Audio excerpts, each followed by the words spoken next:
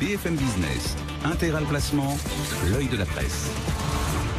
Bonjour Jean-François. Bonjour Cédric. Merci de nous avoir rejoint. Votre sujet cette semaine? Je voudrais vous parler de démocratie. Emmanuel Macron, le président de la République, a évoqué la ressemblance entre le moment que nous vivons et celui de l'entre-deux-guerres. François Hollande, son prédécesseur, a mis en garde contre le moment très grave pour la démocratie que constitue la situation actuelle. Vous voulez dire que vous êtes inquiet? En fait, mon avis importe peu sur le sujet, mais il est vrai que parfois je trouve l'air pas toujours très respirable, et pas seulement à cause des particules fines et des vapeurs d'essence. Non, je voudrais juste, pour commencer, attirer votre attention sur un sondage qui a été fait par la Banque de France sur les Français et l'économie. Alors, on y apprend une baisse de l'intérêt de nos compatriotes pour l'économie, et en particulier une absence totale d'intérêt en forte hausse chez les jeunes de moins de 30 ans. Autre constat pour les Français, le défi économique majeur, ce sont les inégalités sociales, le chômage et la pauvreté à 64% contre 58% pour le changement climatique. Et ces deux éléments sont largement devant les flux migratoires qui sont loin derrière. Or, en fait, on le sait, le creusement des inégalités, l'appauvrissement des classes moyennes, eh bien, ce ne sont pas des situations économiques qui sont favorables à la démocratie. Et vous allez nous proposer un programme pour tout ça? Non, juste quand même vous rappeler que tout le monde a sa part de responsabilité et les épargnants sont des acteurs comme les autres. Alors savez-vous par exemple que dans les comptes de la nation, les revenus du patrimoine sont supérieurs à la capacité d'épargne financière des ménages? Ça veut donc dire effectivement que ça crée des déséquilibres. Alors quand on est épargnant, moi je pense qu'aujourd'hui on peut s'interroger sur l'ambition de performance que l'on doit avoir, mais aussi s'interroger sur l'ambition de sens que l'on doit avoir. Alors j'imagine que vous en avez parlé cette semaine. Cette semaine, c'est la semaine de la finance solidaire. Alors tout à fait. Pour ceux qui connaissent pas bien, ils peuvent aller s'informer sur le site de Finansol, c'est finansol.org. Voilà, vous voyez, c'est rare dans mes chroniques, mais je voulais faire aujourd'hui cette petite page promo. Bon, votre coup de gueule, c'est quoi? C'est la démocratie? Ça vous plaît pas? La démocratie est en danger, en grand danger. Et je vous parle plus précisément de la démocratie actionnariale. Allons-y, argumentez. Alors, on peut argumenter de multiples façons. On va commencer, si vous voulez bien, par une petite question que je vais vous poser qui est un peu idéologique. Qui a le pouvoir dans une entreprise cotée? En règle générale, ce sont les actionnaires, non? J'imagine en AG. Alors, c'est ce qu'on dit. Mais est-ce bien fait? Alors, en fait, vous le savez, en fait, on constate depuis de longues années un développement de la gestion collective au détriment de la gestion individuelle, de l'actionnariat individuel. Et depuis peu, on constate le développement d'une gestion spécifique, celle que l'on appelle la gestion passive. Là, la construction du portefeuille, elle n'est pas faite par le gérant, mais elle est faite en fait par le fabricant d'indices. Bref, le gérant se moque, comme de l'an 40, d'avoir X ou Y dans son portefeuille. Il a parce qu'on lui dit de l'avoir. À votre avis, quelle est donc l'implication de ce gérant lors du vote en Assemblée générale? Elle est proche de zéro, j'imagine, ça ne doit pas le passionner. Vous avez raison. Cela dit, il va voter quand même. Pourquoi? Parce qu'on s'est rendu compte d'un problème. Si les gens qui détiennent des actions dans des sociétés se moquent de l'Assemblée générale, eh bien la société va être bloquée, on ne va pas pouvoir approuver les comptes, etc. Donc, on a imposé aux gérants de voter.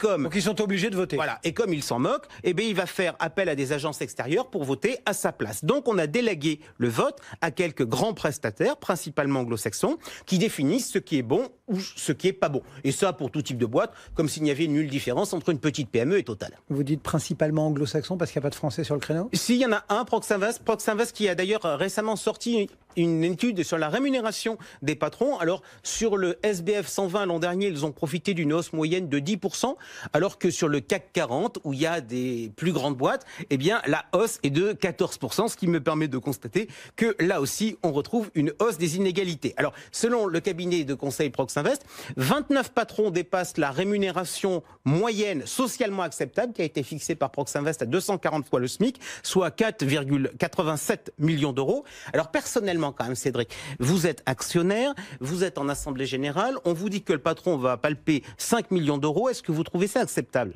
Vous me demandez de répondre par oui ou par non? Je vous demande votre avis personnel. Moi j'ai envie de vous dire ça dépend.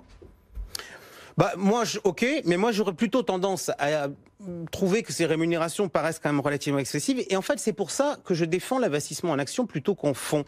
Pourquoi? Parce que l'une des raisons que j'ai de préférer les actions, c'est que j'ai envie de garder le droit de l'ouvrir. de dire si oui ou non je suis d'accord avec la rémunération du patron, si oui ou non je suis d'accord avec la stratégie.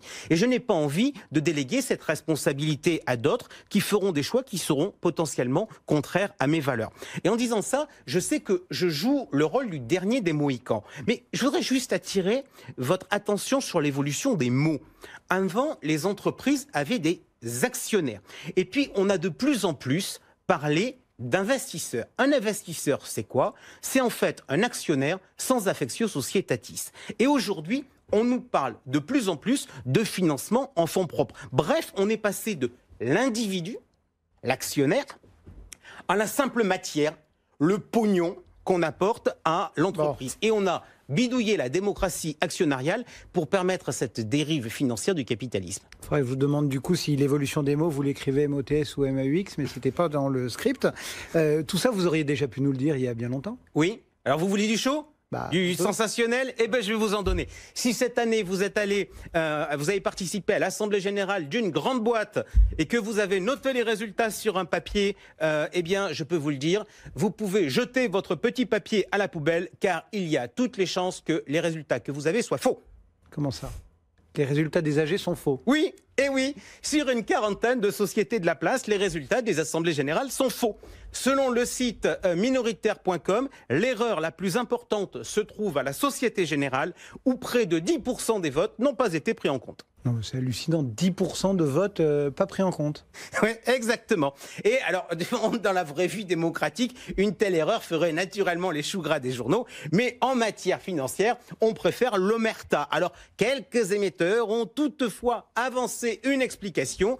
Il y aurait eu des problèmes techniques chez BNP Paribas Securities Services, l'un des principaux acteurs de la chaîne titre en France. Bon, alors, comment est-ce que les boîtes concernées ou les émetteurs ont communiqué justement sur...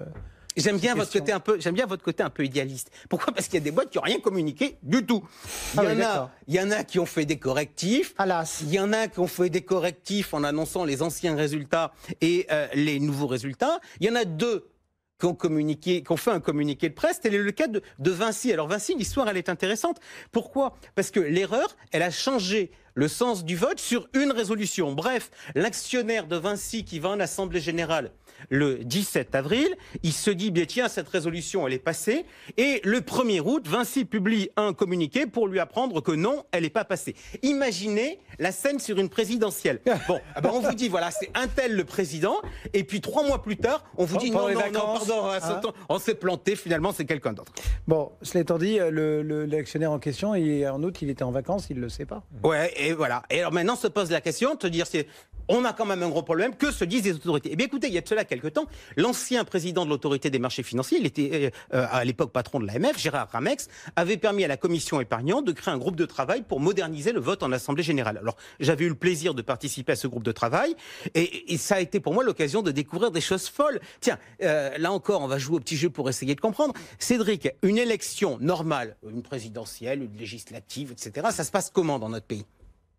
On fait voter le jour J et X jours avant, on n'a plus le droit de communiquer sur les sondages et autres pour ne pas influencer le vote. Voilà, et puis le soir, on compte les bulletins et puis on regarde qui gagne. Eh bien, dans la démocratie actionnariale, il y a une toute petite différence. Pourquoi ? C'est que l'émetteur, il a une remontée des chiffres et pas seulement du quorum, en continu. Bref, si vous êtes patron et que vous avez un Say-on-Pay et que progressivement vous voyez les remontées qui sont pas très bonnes, vous dites oh là là, je ne vais pas avoir mon salaire, rien ne vous empêche de décrocher votre téléphone pour inciter quelques gros actionnaires à voter. Je vous dis, c'est beau la démocratie actionnariale. Bon, et les autorités, elles font quoi ? Suite à notre groupe de travail, il y en a eu un autre. Là, récemment, l'AMF a publié un communiqué de presse et elle propose de renforcer la confiance des acteurs de la place dans la gestion des votes en recommandant l'élaboration d'un guide méthodologique de traitement des votes en Assemblée Générale par les acteurs concernés. Bref, peu ou prou de l'autorégulation. Alors en fait, ce guide, il avait été décidé avant la mise à jour des dysfonctionnements du système français que j'ai évoqué aujourd'hui. Donc je le dis très clairement, si l'AMF elle est raisonnable, elle doit d'urgence réouvrir le dossier. Il faut aller vers plus de numérique, plus de transparence pour les investisseurs, des coûts plus faibles pour les émetteurs et en particulier les petites et moyennes entreprises sur les votes Internet, ce qui revient en pratique à casser quelques baronnies bancaires françaises. C'est à mon avis l'une des conditions si l'on ne veut pas tuer une démocratie actionnariale qui aujourd'hui ne se porte pas bien. Allez, le coup de gueule de Jean-François Filiatre pour Marché Gagnant. On vous retrouve tout à l'heure, vous répondrez aux questions de nos auditeurs.